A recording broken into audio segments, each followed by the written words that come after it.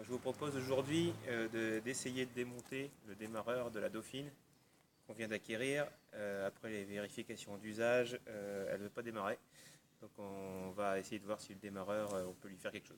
Donc on vous présentera comment tomber la dynamo et ensuite comment accéder au démarreur pour le démonter.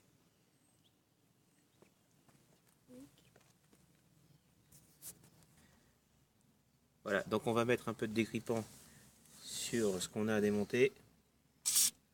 Voilà. Et puis là-bas sur la fixation du démarreur sur le bloc moteur. Ah là? Non, ici, juste là. Voilà, et de l'autre côté un petit peu, ça va pas lui faire de mal. Voilà. En fait c'est du 7 je crois.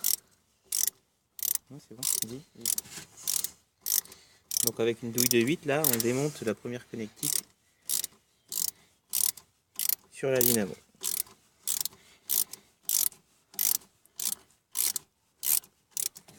Oh merde. Oui, par ici. Alors lui on l'avait pas vu, mais il y a la seconde connectique qu'on a oublié de lubrifier un peu.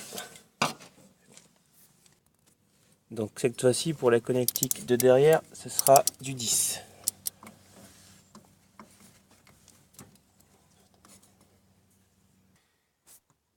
Bon, comme quoi c'est parfois utile de démonter, parce que là on voit qu'à la place d'utiliser une cosse à œillet, on a simplement fait une épissure pour connecter. C'est pas la meilleure façon de faire du câblage.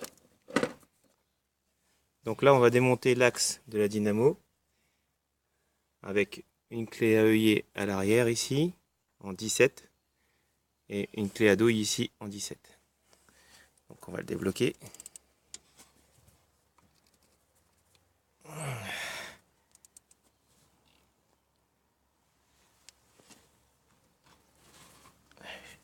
C'est serré à l'envers.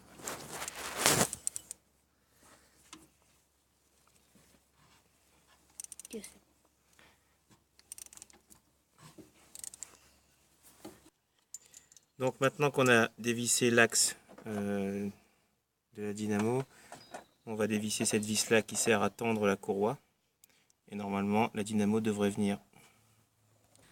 Bon, voilà, donc on a enlevé la fixation du haut, la fixation du tendeur de courroie. Maintenant on va pouvoir enlever la courroie. Voilà. Et voilà la dynamo. Donc c'est un modèle Dusselier 7181B. La voiture est de 1958. Ça fait vieux. Voilà, donc là on va essayer d'avoir la première vis du démarreur qui se trouve ici. Donc pour ça on utilise une grande rallonge sur une clé à cliquer et la douille du 14. Donc avec un peu de chance vous passez au diamètre opposé de la première vis qu'on vient d'enlever, vous passez votre rallonge et à l'aveugle on arrive à attraper le deuxième écrou. Voilà, donc là, le deuxième écrou est en train de venir et on voit que le démarreur a déjà basculé. Donc normalement ça devrait être bon. On n'a pas eu l'écrou.